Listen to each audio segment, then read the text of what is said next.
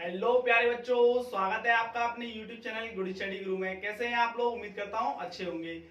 तो हमारा चल रहा था क्लास 12 का फिजिक्स, बोले तो बेस्ड ऑन एनसीईआरटी पैटर्न के अकॉर्डिंग, ठीक है, जिसमें मैं आप लोगों को लेक्चर नंबर 1 प्रोवाइड करा चुका हूं और सिलेबस कंप्लीट करने की कोशिश कर रहा हूं। आज हमारा लेक्चर नंबर 2 है। मैं आपको लेक्चर नंबर 1 का आपको रिकैप कराता हूं, बोले तो रिवीजन कराता हूं, मैंने उसमें क्या क्या पढ़ाया है। अगर आपने वह लेक्चर नहीं देखा है तो आपको मेरे हिसाब से वह लेक्चर पहले देखना चाहिए, तब लेक्चर नंबर 2 के बारे में आपको सोचना चाहिए, ठीक है। तो लेक्चर नंबर 1 में मैंने आपको बताया था स्थिर विद्युत क्या होती है, बोलो तो इलेक्ट्रोस्टैटिक्स की डेफिनेशन क्या है और यह क्या होती है, डिटेल से मैंने इसको समझाया है और चैप्टर का इंट्रोडक्शन भी दिया है, बोलो तो पहली यूनिट का इंट्रोडक्शन दिया है। और मैंने आवेश की खोज किसने की थी और आवेश क्या होता है, आवेश की डेफिनेशन के बारे में, और आवेश के मात्रक और छोटे बड़े जितने भी थे, और आप लोगों का आवेश की जो विमा है वो नहीं बताई थी मैंने, जो कि मैं आप बता रहा हूं। आवेश की विमा जो है TA होती है, ठीक है। आवेश एक अदिश राशि है। कैसी है? आवेश एक अदिश राशि है। तो मैंने ये लेक्चर नंबर 1 में आप लोगों को बता चुका हूं, ठीक है, तो आपको पहले वह देखना चाहिए। अब हम बात करते हैं लेक्चर नंबर 2 में। आज का हमारा टारगेट क्या है? आज का टारगेट है हमारा कि आवेशों के गुणधर्म के बारे में बात करेंगे हम, ठीक है, जिसमें कि आप लोगों के कुछ इस प्रकार गुणधर्म है। मैं आपको पहले शॉर्ट में बता देता हूँ कुछ गुणधर्म को, ठीक है। जैसे कि पहला है हमारा गुणधर्म, आवेश योज्यता गुणधर्म का पालन करता है, ठीक है। दूसरा, आवेश संरक्षित रहता है। तीसरा है आपका आवेश निश्चर होता है। चौथा है आवेश क्वांटीकृत राशि है। और आवेश जो है, जब दो आवेशों को, समान आवेशों को या सजातीय आवेशों को पास पास लाया जाता है तो वो एक दूसरे को प्रतिकर्षित करते हैं, और जब दो आवेशों को जो विपरीत हों उनको अगर पास लाया जाता तो वो एक दूसरे को आप लोग आकर्षित करते हैं। क्या करते हैं? आकर्षित करते हैं। और आवेश में द्रव्यमान, आवेश से द्रव्यमान संबद्ध रहता है, ठीक है। और आवेश जो है आप लोगों का विद्युत क्षेत्र, चुंबकीय क्षेत्र, ये सब उत्पन्न करता है। ये थे हमारा शॉर्ट इंट्रोडक्शन, ठीक है, किसके बारे में? आवेशों के गुणधर्म के बारे में। अब हम अपनी पहली हेडिंग के बारे में जान लेते हैं। आइए आज की पढ़ाई शुरू करते हैं। देखिएगा, सबसे पहले क्या है हमारा विद्युत आवेश का योज्यता गुणधर्म, ठीक है, जिसे हम इंग्लिश में बोलते हैं additive nature of electric charge, ठीक है। अगर आपको वास्तविक रूप में समझना है सभी गुणों को तो वीडियो को फुल वॉच करना, तभी आप लोगों की समझ में आएगा मैंने क्या बताया क्या नहीं बताया, कब कौन सी बात इंपॉर्टेंट बोल दी जाए ये किसी को नहीं पता, ठीक है। तो आप लोग वीडियो फुल वॉच किया करो, ठीक है, क्योंकि जानते हो अच्छी बात है, नहीं जानते हो और अच्छी बात, थोड़ा बहुत जानते हो वो खतरनाक है आप लोगों के लिए, ठीक है भाई। तो देखो, एडिटिव, एडिटिव का क्या मतलब होता है? जोड़ना, ठीक है, या योग, ठीक है, ये आप लोगों को पता होगा, ठीक है। तो इसमें क्या होता है, आवेश एक अदिश राशि है, सबसे पहले तो ये आपको जान लेना चाहिए, ठीक है। इसीलिए किसी निकाय, निकाय या वस्तु पर उपस्थित कुल आवेश अलग अलग आवेशों के बीजगणितीय योग के बराबर होता है। किसके बराबर होता है? बीजगणितीय योग के बराबर होता है। यदि किसी वस्तु पर कुल आवेश शून्य है तो वस्तु उदासीन कहलाती है। इन सब बातों का क्या मतलब है मैं आप लोगों को बताने वाला हूं यहाँ पर, ठीक है। देखिएगा भाई, ये एक वस्तु है सपोज दैट, ठीक है, इस पर कुल आवेश मान के चलो सिग्मा क्यू है, ठीक है, और इसमें उपस्थित अलग अलग आवेश +1 और प्लस का 2 कूलाम, ठीक है, और माइनस का 3 कूलाम और माइनस का 5 कूलाम और ये प्लस का 4 कूलाम, ठीक है। इस तरीके से ये अलग अलग आवेश जो है ना, इनका बीजगणितीय योग, इनका बीजगणितीय योग दोनों आपस में क्या होते हैं? बराबर होते हैं। मैंने यह बताया है, ठीक है। या फिर मैं ये कहूं आप लोगों से, ये एक वस्तु है या निकाय है या सिस्टम है जिसका कुल आवेश आपका, इसमें जो भी आवेश है आपका उपस्थित, उस जो कुल आवेश है वो किसके बराबर होता है? वह बराबर होता है अलग अलग आवेशों के बीजगणितीय योग के बराबर होता है। अलग अलग आवेशों के बीजगणितीय योग के बराबर होता है, ठीक है। यहां तक आप लोगों की बात समझ में आ गई होगी। अब देखिएगा, यही यहाँ लिखा हुआ है आप लोगों का। देखिएगा, आवेश एक कैसी राशि है? अदिश राशि है। इसीलिए किसी निकाय या वस्तु पर उपस्थित कुल आवेश, ठीक है, कोई वस्तु है उस पर कुल आवेश, ठीक है, उपस्थित अलग अलग आवेशों के बीजगणितीय योग के। तो बीजगणितीय योग का क्या मतलब है ये क्लियर नहीं हो पाता है बच्चों को, मैं क्लियर कर रहा हूं उसे। बीजगणितीय का मतलब है आप लोगों को राशियों को चिन्ह सहित लिखना है। माइनस का 5 कूलाम है, प्लस का 4 कूलाम है, इस तरीके से, ठीक है, बीजगणितीय योग के बराबर होता है। आगे भी एक एग्जांपल लेंगे तब आपको समझ में आ जाएगा, ठीक है। यहां तक आप लोगों की ये थी स्टेटमेंट, क्या थी ये स्टेटमेंट? थी आप लोगों की किसकी? योज्यता गुणधर्म की, ठीक है, यहां तक। अब यदि किसी वस्तु पर कुल आवेश शून्य है, कोई परमाणु है उस पर आवेश अगर कुल मतलब शून्य है आपका तो वो उदासीन होगा। उदासीन का मतलब है आप लोगों का जितना ही आपका प्लस का आवेश है उतना ही आपका ऋणावेश का है, बोले तो माइनस का है। और प्लस माइनस आपका गणित में हो जाता है आप लोगों का, जैसे कि 5 कूलम प्लस का है और 5 कूलम माइनस का है, तो ये क्या हो जाएगा हमारा 0। तो इसी को आप क्या कहते हैं, उदासीन। क्या कहते हैं, मतलब कोई चार्ज ना होना, ठीक है। कोई वस्तु है उस पर अगर शून्य चार्ज है आप लोगों का, ठीक है, तो उदासीन कहलाएगी। क्या कहलाएगी, उदासीन, ठीक है। ये आप लोगों की बात समझ में आ गई होगी। यदि किसी वस्तु पर कुल आवेश शून्य है तो वस्तु उदासीन कहलाता है, क्या कहलाती है, कैसी कहलाती है, उदासीन, ठीक है, जैसे परमाणु का होता है। अब हम एक एग्जांपल लेते हैं, एग्जांपल के माध्यम से समझते हैं। यदि किसी निकाय में n आवेश हैं, मतलब कोई वस्तु है, कोई निकाय है, कोई सिस्टम है जिसमें मुझे पता नहीं है कितने आवेश है, तो मैंने n मान ली, उनकी संख्या कितनी मान ली, n, ठीक है। Q1 Q2 Q3 dash Qn तक है, ठीक है, कितने भी हो सकते हैं। तो निकाय का कुल आवेश, तो कुल की जगह पे मैं समेशन यूज कर सकता हूं, ठीक है, सिग्मा Q, ठीक है, कुल की जगह पे, ठीक है, कोई दिक्कत नहीं है। आप कुल आवेश लिख के डायरेक्ट ले सकते हैं।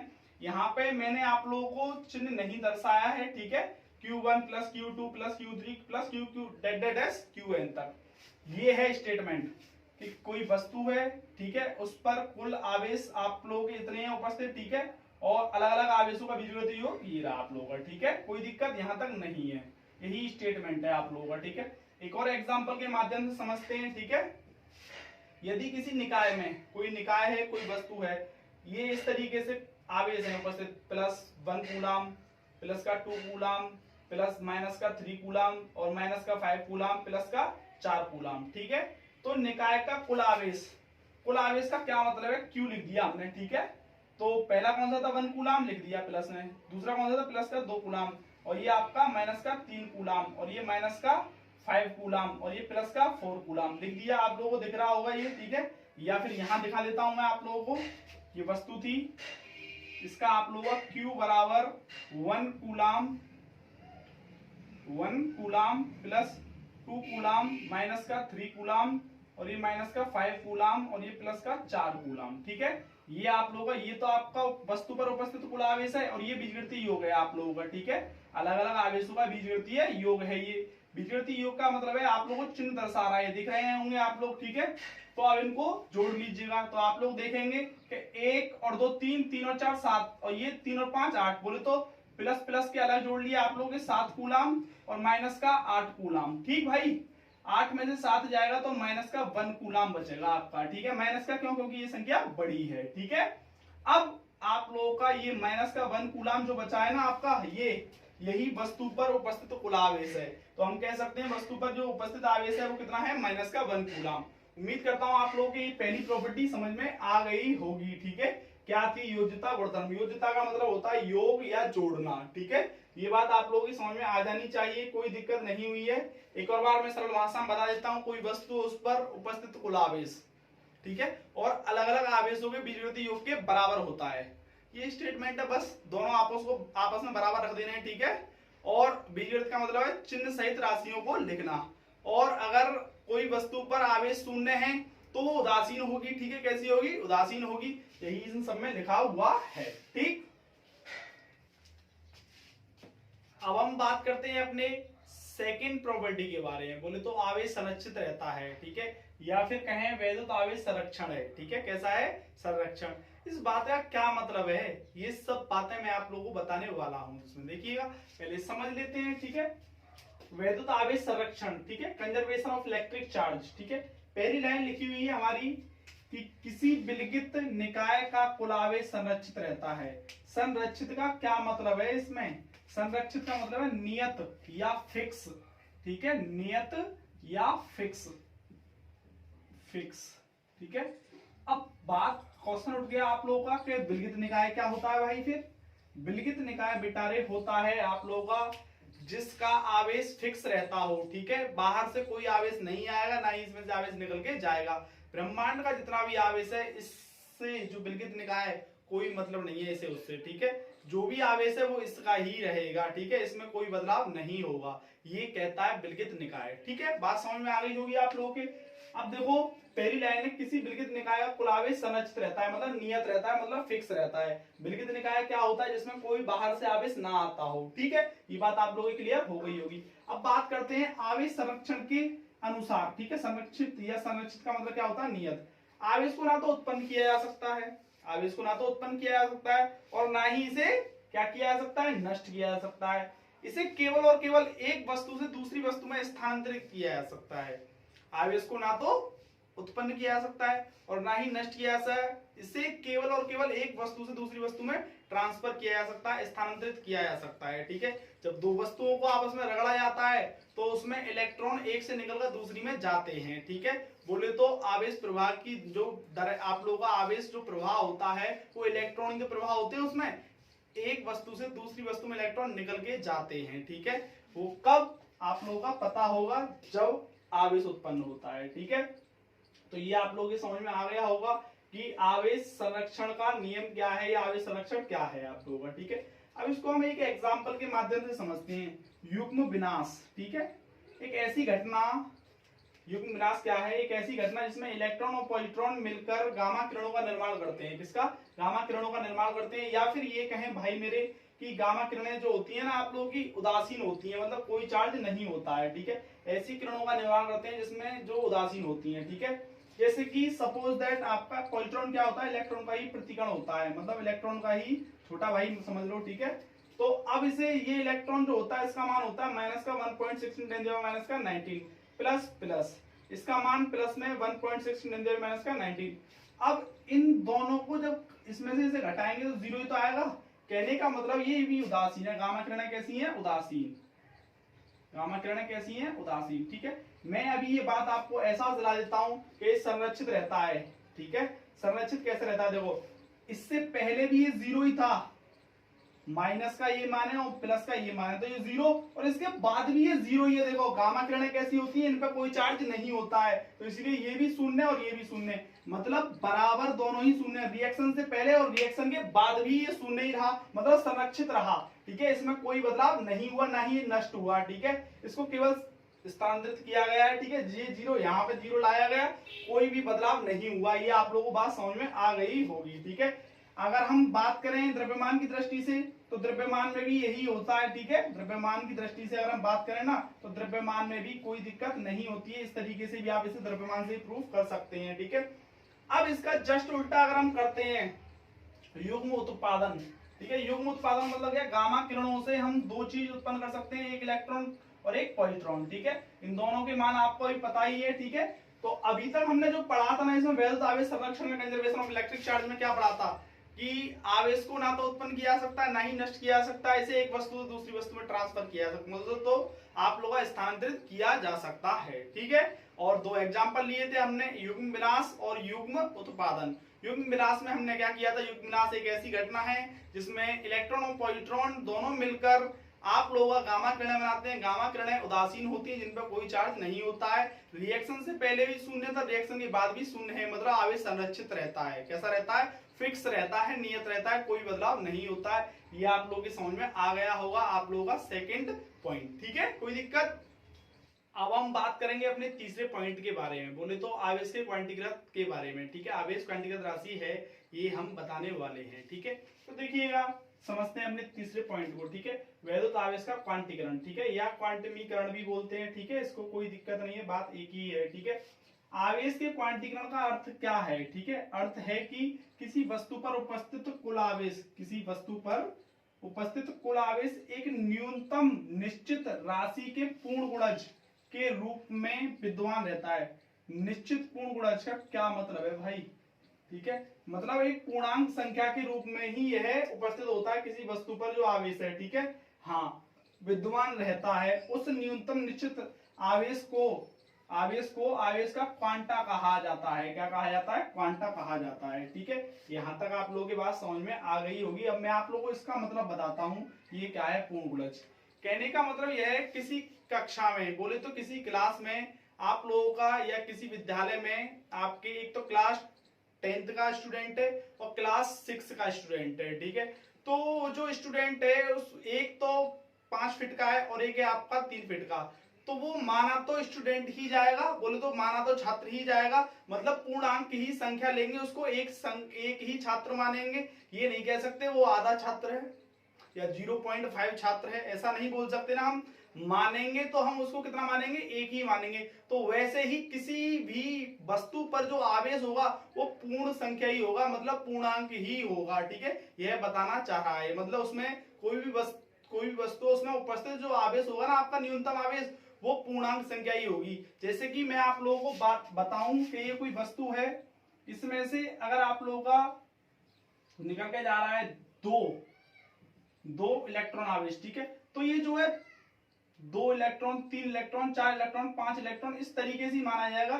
0.5 या फिर 2/3 इस तरीके से नहीं माना जाएगा। ये बताना चाह रहा है, मतलब एक पूर्णांक ही संख्या होगी। कैसी संख्या होगी, पूर्णांक ही होगा, ठीक है। ये आप लोगों को बात समझ में आ गई होगी, ठीक है।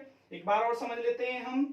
आवेश के क्वांटीकरण का अर्थ है किसी वस्तु पर उपस्थित कुल आवेश, कोई वस्तु है उस पर उपस्थित कुल आवेश एक न्यूनतम निश्चित राशि के पूर्ण गुणज के रूप में होता है। मतलब जितना आप लोगों का इसमें से निकल के जाएगा आवेश आप लोगों का, जैसे मान के चलो ये इसमें से निकल के जा रहा है 2 इलेक्ट्रॉन, तो इस पर 2 धनावेश आएगा। कितना आएगा, 2 धनावेश, ठीक है। अब पूर्ण गुणज का मतलब यही भी हुआ, ठीक है, कि जितना जा रहा है उतना ही लिखा जाएगा, ठीक है। जैसे गया, अब जिस वस्तु ने लिया उस पर तो ऋणावेशित आ जाएगा और जिसने दिया उस पर धनावेशित आ जाएगा। तो इस वस्तु ने दो इलेक्ट्रॉन निकल गया, तो इस पे आ गया 2 इलेक्ट्रॉन, ठीक है। अब इसने 3 इलेक्ट्रॉन दिया तो प्लस का 3 इलेक्ट्रॉन आ गया, इस पे 4 इलेक्ट्रॉन दिया तो 4 इलेक्ट्रॉन आ गया प्लस का, ठीक है। कहने का मतलब जितना वो दे रही है उतना ही आप लोगों का इस पे धनावेशित और जो ले रही है उस पे ऋणावेशित आएगा। पूर्ण गुणज का मतलब यह है। बात समझ में आप लोगों को आ गई होगी। कहने का मतलब यह है मेरे भाई कि मैंने आप लोगों को सपोज दैट 200 रुपए दिए, तो मेरे भी 200 रुपए ही माने जाएंगे, और आपने जब 200 रुपए वो लिए थे तो आपको भी 200 ही वापस करने, आपने भी 200 ही लिए मुझसे। ये नहीं है कम बढ़ती हो गई, मैंने दिए तो मैं धनावेशित हो गया, तुमने लिए तो आप ऋणावेशित हो गए। बोले तो आप लोगों ने ग्रहण किया है, मैंने दान दिया है। बात समझ में आ गई आप लोगों की, ठीक है। पूर्ण गुणज का क्या मतलब है यहाँ पर, ठीक है, मतलब एक पूर्णांक संख्या ही लेंगे हम। जो न्यूनतम आवेश होगा किसी वस्तु पर वो पूर्णांक संख्या ही होगा, भिन्नात्मक नहीं हो सकता है, ठीक है। ये बात आपको समझ लेनी चाहिए, ठीक है। अब बात करते हैं आगे, ठीक है। आवेश का क्वांटा कहा जाता है जो न्यूनतम उस न्यूनतम निश्चित आवेश को, जो न्यूनतम आवेश है, जैसे कि दो इलेक्ट्रॉन है, 3 इलेक्ट्रॉन है, 1 इलेक्ट्रॉन है, ठीक है, जितना भी है उसको आप लोग क्या कहते हो, न्यूनतम निश्चित आवेश को आवेश का क्वांटा कहा जाता है, ठीक है। क्वांटा का तो वैसे तो ऊर्जा होता है, ठीक है। अब कहा जाता है आवेश का क्वांटा इलेक्ट्रॉन के आवेश के बराबर होता है। आवेश का जो क्वांटा है ना, आवेश का जो क्वांटा है वो इलेक्ट्रॉन के बराबर होता है। तो यहाँ पे ये लिखा है मैंने कि आवेश का क्वांटा बराबर इलेक्ट्रॉन का आवेश। इलेक्ट्रॉन का आवेश कितना होता है, माइनस का 1.16 10 और माइनस का कूलाम, 19 कूलाम, ठीक है।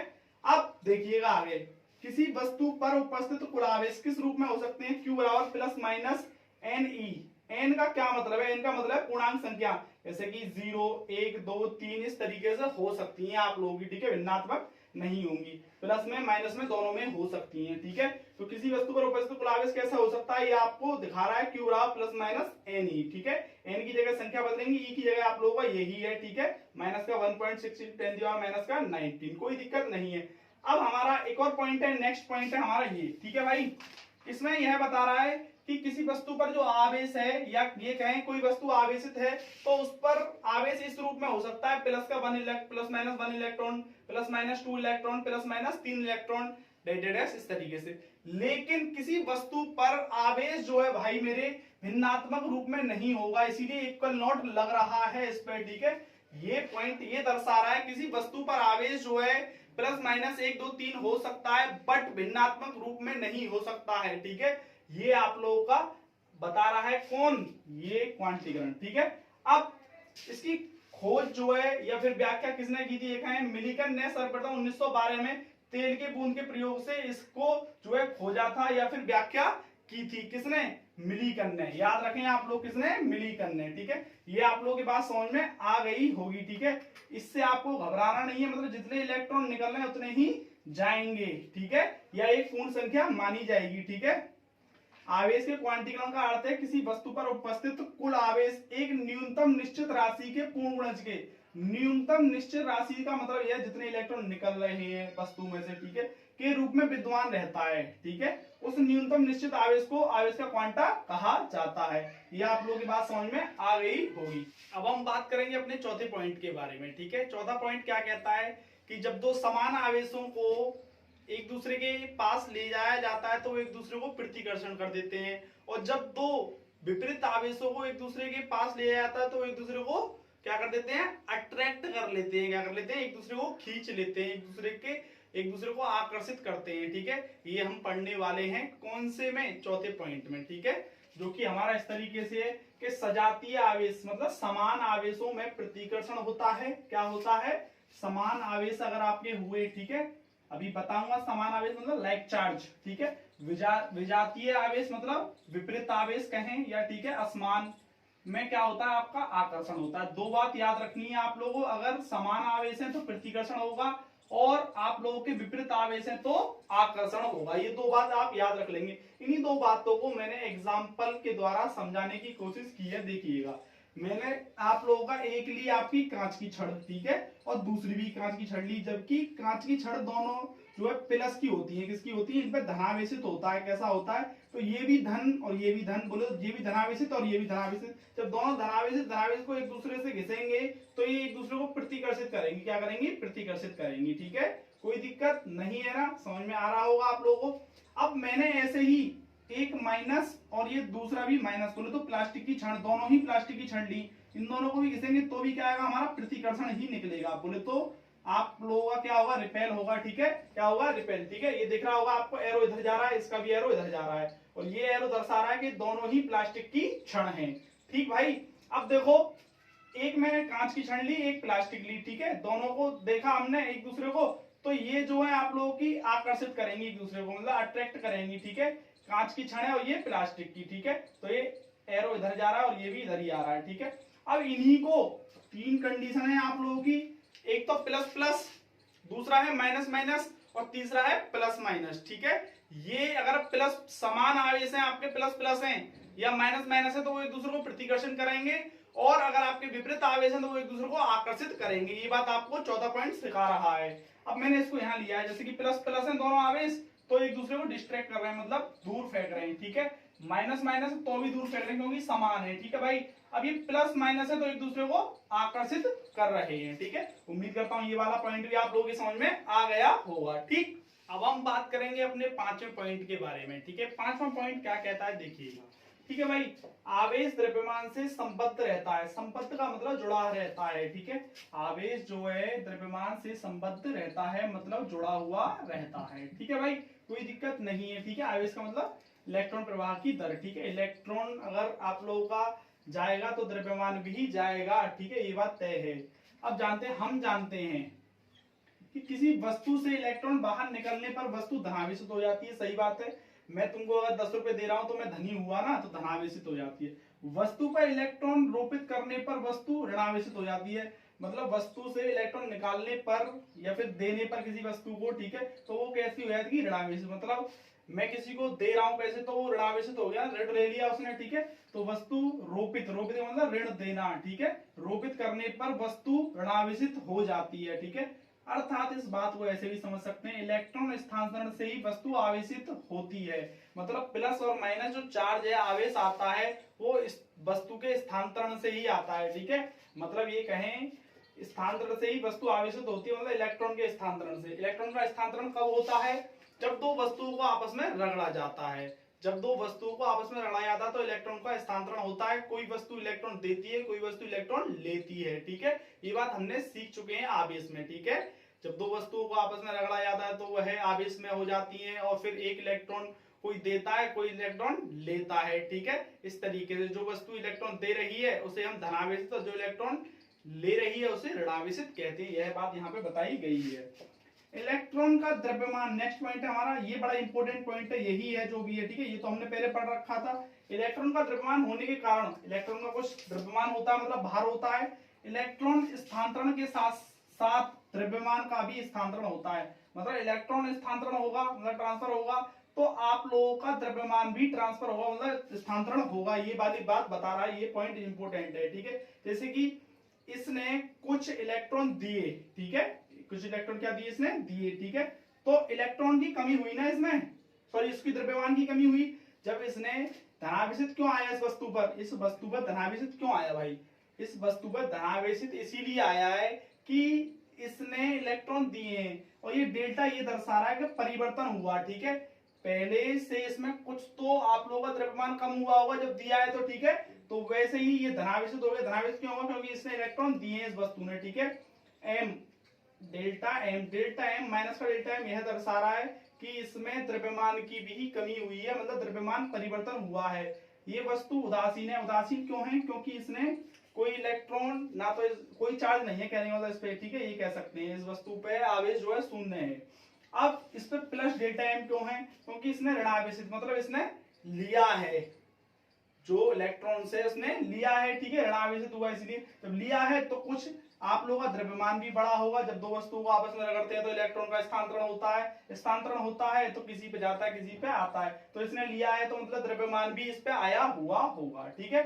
वस्तु के आवेशन के कारण द्रव्यमान में परिवर्तन होता है, ये पॉइंट भी बड़ा इंपॉर्टेंट है। वस्तु में आवेशन मतलब वस्तु जब आवेश में होती है, चार्ज होती है, तभी जो है द्रव्यमान में परिवर्तन होता है, अन्यथा द्रव्यमान में परिवर्तन नहीं होगा, ठीक है भाई। अब ये एन जो है, जो भी परिवर्तन हुआ है इलेक्ट्रॉनों की संख्या है, इतनी संख्या बढ़ेगी आप लोगों की, ठीक है, इलेक्ट्रॉन बढ़ेंगे और ये इलेक्ट्रॉनों का द्रव्यमान है एन, यह दर्शा रहा है यहाँ पे कि इलेक्ट्रॉनों की संख्या है, एम ही क्या है हमारा, इलेक्ट्रॉन का द्रव्यमान है। इलेक्ट्रॉन का द्रव्यमान कितना होता है, इलेक्ट्रॉन का 9.1 इंटू 10⁻⁻31 केजी, ठीक है भाई। डेल्टा मतलब परिवर्तन को दर्शा रहा है, ठीक है, हाँ, मास में परिवर्तन, ठीक है, कोई दिक्कत नहीं है आप लोगों को, ये हमने 5 पॉइंट पढ़ लिए, ठीक है भाई।